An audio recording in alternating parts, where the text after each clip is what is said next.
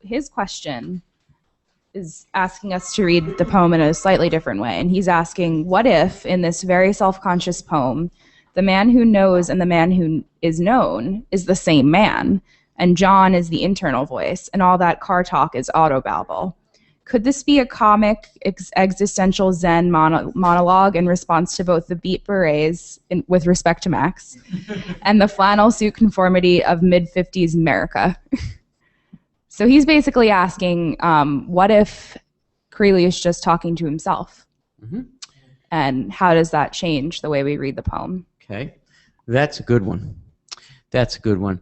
Jason, what I want you to do, please, is to go one. We've got 4 visitors. Go one to the other, and I'm just going to ask them if they think it's plausible, possible, and tenable for this poem to be about an alter ego, two versions of the same person. Andrea? Yes, I like that interpretation, actually. Okay, good. So let's go to Maxine. I also like that interpretation. This is my first glance at the poem. But what makes me say that is the line, John, I said, which was not his name, the darkness surrounds us. It's like very murky and like uncertain, which is like very much the case of an alter ego. Wow, first time you're looking at the poem, because you're still back on Gertrude Stein. Maybe the Stein is helping you read this poem. Maybe. Really what you're saying, and I think what Robin's implication is, that the naming and the pronouns are so fluid and unclear that it's quite possible that really it's so unstable that it might as well be him. Yeah. Okay. Nathan? I like the interpretation. It's not one that occurred to me, but first time reading this poem, I had dwelled on the phrase, because I am always talking, and sort of what the significance of that is. And I think it fits with this interpretation, because if he's one of these people who's always talking, that means that if he's alone, he'd be carrying on an inner dialogue. Mm-hmm. So I think it fits. I think it's good. That's great. Thank you. And Stephanie, this is your first time here. Hello, Stephanie. Hi. Hi. I'm afraid I don't have that much to say on this particular one because I haven't gotten to the poem yet. I can maybe and you're look being at handed it. the poem. I am on this week's reading, Stephanie, but I'll tell you what. Pause 1 minute, and what I'm going to do is play you. Steve, are you ready for this? You've got a person on the phone, and you've got. Okay, here we go. This is a real challenge for Steve. I think I'm going to play. Should I play the Harvard version, or should I play the famous Vancouver Poetry Conference version, 1963? Here we go. Let's see if it works. I know a man.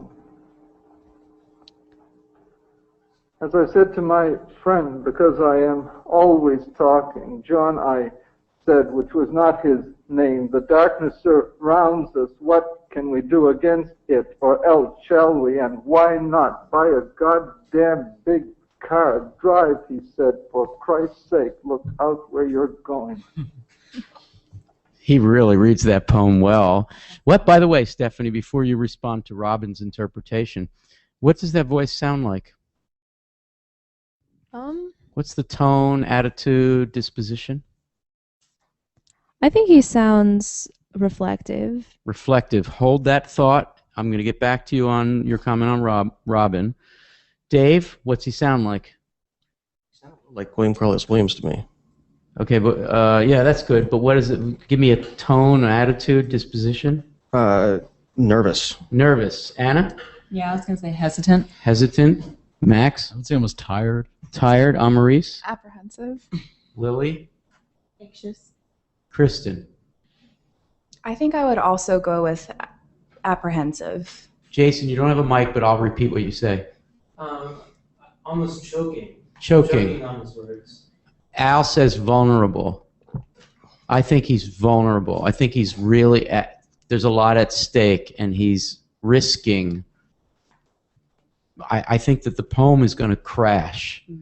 The poem is veering and weaving and is crossing the median. Yeah.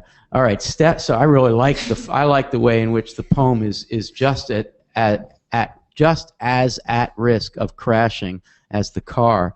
All right, Stephanie, comment on Robin's interpretation. Yeah, I think it's definitely a possibility. And as I heard and read the poem, like for the initial time with the thought of Robin's question in mind, it seemed very plausible and actually like seemed to me the clearest way of reading it because I had just heard that interpretation.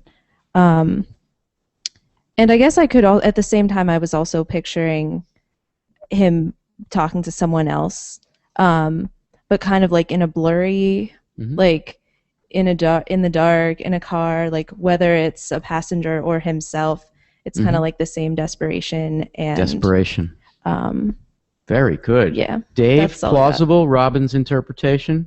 Absolutely. I think it works perfectly with the title, I Know a Man, with the fact that he's speaking with John, which is the most common name. It could be everybody or nobody. Yeah, I think it's a great interpretation. Anna, yes? Max, yes?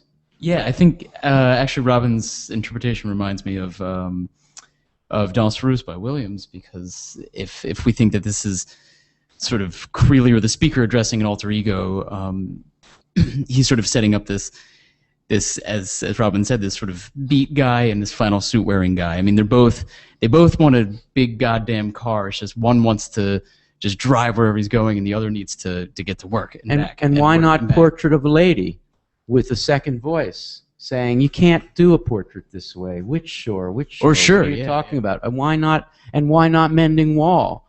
Why not the guy on the other side of the wall is the alter ego of the very clever language conscious poet? In fact, we've got meta poetry disease running rampant. Everybody's getting it. It's gotten to North Carolina.